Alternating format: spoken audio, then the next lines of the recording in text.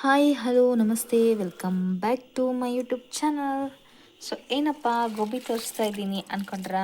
So ಇವತ್ತು ನಾನು ಮಾಡ್ತಿರೋದು ಡ್ರೈ ಗೋಬಿ. ಸೊ ಹೇಗೆ ಮಾಡೋದು ಅಂತ ತೋರಿಸ್ತೀನಿ. ಸೊ ಮೊದಲಿಗೆ ಈ ಥರ ಗೋಬಿನ ಉಪ್ಪು ನೀರಲ್ಲಿ ನೆನೆಸಿಟ್ಕೊಳ್ಳಿ. ನೀವು ಸಂಜೆ ಮಾಡ್ತೀನಿ ಅಂದರೆ ಬೆಳಗ್ಗೆ ನೆನೆಸಿಟ್ಕೊಂಡ್ರೆ ಸಾಕು.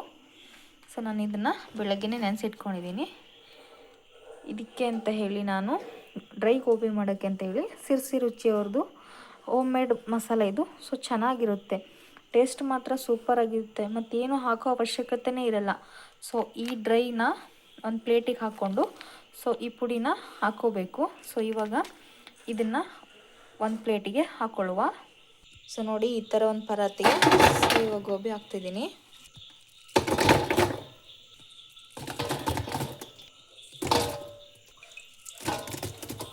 ಸೊ ನೋಡಿ ಇವಾಗ ಒಂದು ಪ್ಲೇಟಿಗೆ ಹಾಕ್ಕೊಂಡಿದ್ದೀನಿ.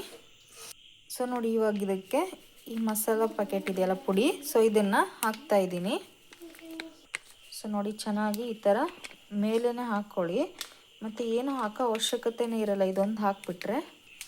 ಸೊ ಈ ಥರ ಚೆನ್ನಾಗಿ ಹಾಕ್ಕೊಳ್ಳಿ. ಸೊ ಪುಡಿ ಹಾಕ್ಕೊಂಡಿದ್ದೀನಿ. ಇವಾಗ ಚೆನ್ನಾಗಿ ಇದನ್ನು ಮಿಕ್ಸ್ ಮಾಡ್ಕೊಳ್ಳಿ. ಸೊ ಸ್ವಲ್ಪ ನೀರಿನ ಅಂಶ ಸ್ವಲ್ಪ ಇದ್ದರೆ ಸಾಕಿದಕ್ಕೆ. ಸೊ ನೋಡಿ ಆಲ್ರೆಡಿ ಇದಕ್ಕೆ ನೀರು ಬಿಟ್ಕೊಂಡು ನಾನು ಜಾಸ್ತಿ ಡ್ರೈ ಮಾಡದೆ ಹಾಕ್ಕೊಂಡಿದ್ದೀನಿ. ನೀರು ಇದರಲ್ಲೇ ಇರುತ್ತೆ, ನೀರು ಹಾಕೋ ಅವಶ್ಯಕತೆ ಇರಲ್ಲ. ಈ ಥರ ಚೆನ್ನಾಗಿ ಹಾಕ್ಕೊಳ್ಳಿ.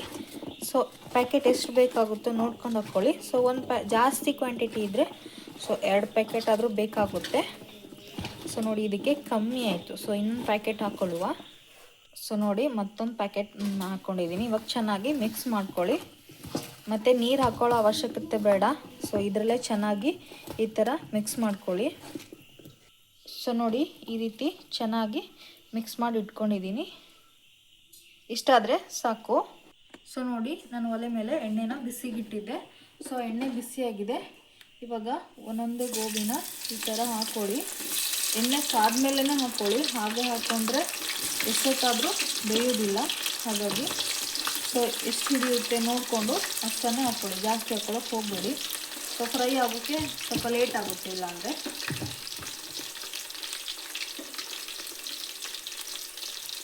ಸೊ ಗೋಬಿ ಮುಳುಗೋಷ್ಟೇ ಎಣ್ಣೆ ಹಾಕ್ಕೊಳ್ಳಿ, ಜಾಸ್ತಿ ಹಾಕ್ಕೊಳ್ಳೋಕೆ ಹೋಗಬೇಡಿ.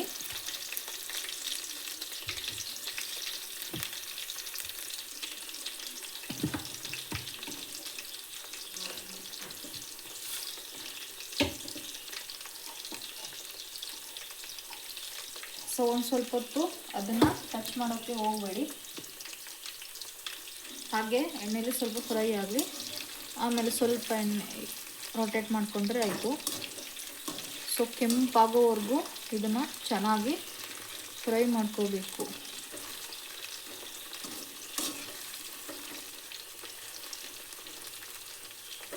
ಇದನ್ನು ಹಾಗೆ ಬಿಟ್ಬಿಡುವ, ಬೇಯುತ್ತೆ ಇದು. ಸೊ ನೋಡಿ ಇವಾಗ ಸ್ವಲ್ಪ ಫ್ರೈ ಆಗಿದೆ.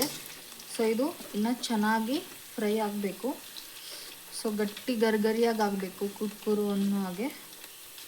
ಹಾಗಾಗಿ ಸೊ ಇನ್ನೂ ಸ್ವಲ್ಪ ಜಾಸ್ತಿ ಬೇಯಿಸ್ಕೊಳ್ಳಿ. ಸೊ ನೋಡಿ ಯಾವ ಥರ ಚೆನ್ನಾಗಿ ಕ್ರಿಸ್ಪಿಯಾಗಿ ಫ್ರೈ ಆಗಿದೆ ಅಂತ ಹೇಳಿ.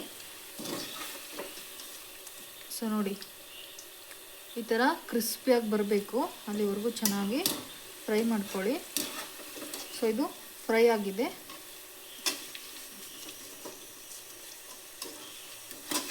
ಸೊ ನಾನು ಇದನ್ನ ಇವಾಗ ತೆಗಿತಾ ಇದ್ದೀನಿ ನೋಡಿ. ಸೊ ನೋಡಿ ಕ್ರಿಸ್ಪಿಯಾಗಿ ಚೆನ್ನಾಗಿ ಫ್ರೈ ಆಗಿದೆ. ಸೊ ಇದಕ್ಕೆ ನೀವು ಬೇಕು ಅಂದರೆ ಸೊ ಇದ್ರ ಮೇಲೆ ಲಿಂಬು ಹಿಂಡ್ಕೊಂಡು ಸ್ವಲ್ಪ ಈರುಳ್ಳಿ ಹಾಕ್ಕೋಬಹುದು, ಇಲ್ಲ ಅಂತಂದರೆ ಹಾಗೆ ತಿನ್ಬಹುದು. ಸೊ ಟೇಸ್ಟ್ ಮಾತ್ರ ಸೂಪರಾಗಿದೆ. ಸೊ ನೀವು ಮಾಡ್ಕೊಳ್ಳಿ, ಹೇಗಿತ್ತು ಅಂತ ಮರೆಯದೆ ಕಾಮೆಂಟ್ ಮಾಡಿ. ಸೊ ಇದೇ ಥರ ವಿಡಿಯೋ ಮುಂದೆ ನಿಮ್ಮ ಜೊತೆ ಬರ್ತೀನಿ. ಸೊ ಮರೆಯದೆ ಲೈಕ್ ಮಾಡಿ, ಶೇರ್ ಮಾಡಿ, ಕಾಮೆಂಟ್ ಮಾಡಿ. ಸೊ ಸಬ್ಸ್ಕ್ರೈಬ್ ಮಾಡದೆ ನೋಡ್ತಾ ಇದ್ದರೆ ಪ್ಲೀಸ್ ಸಬ್ಸ್ಕ್ರೈಬ್ ಮಾಡ್ಕೊಂಡು ನೋಡಿ. ಸೊ ನೆಕ್ಸ್ಟ್ ವಿಡಿಯೋದಲ್ಲಿ ಸಿಗ್ತೀನಿ. ಅಲ್ಲಿವರೆಗೂ ಟಾಟಾ, ಬಾಯ್ ಬಾಯ್.